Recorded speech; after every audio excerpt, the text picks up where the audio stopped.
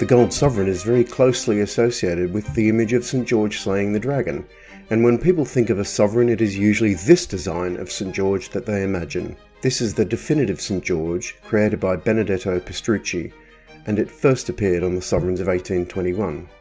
In this third episode of St. George and the Sovereign, we're going to look at one of the St. Georges that has appeared in more modern times, one of the handful of occasions in the last 2 centuries on which the definitive design has been replaced. The definitive St. George by Pastrucci is almost synonymous with the sovereign, but it actually had a shaky start.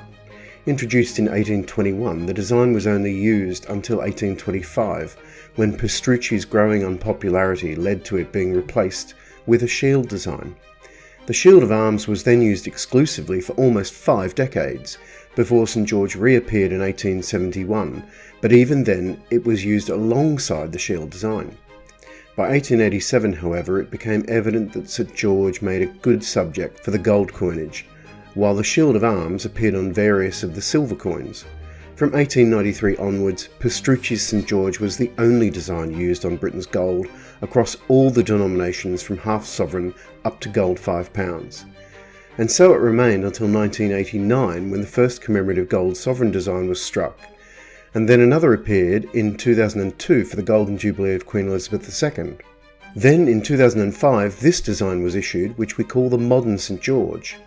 The designer of this was Timothy Node, a professional calligrapher, illuminator and heraldic artist.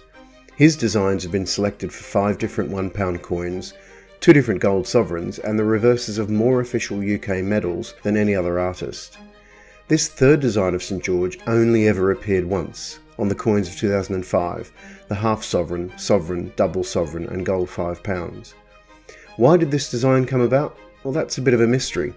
The definitive St. George had only previously been replaced on 2 occasions, and what grand occasions they were: the 500th anniversary of the gold sovereign itself, and the Golden Jubilee of Her Majesty the Queen.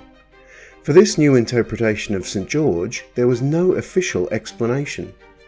Rumours are that it may have been an unofficial nod to the 200th anniversary of Nelson's victory at Trafalgar in that year. Permission would never have been given for that anniversary to appear on the gold sovereign, but by reinterpreting St. George with its association of good triumphing over evil, was this an attempt to create a commemorative where none would otherwise be? We'll never know.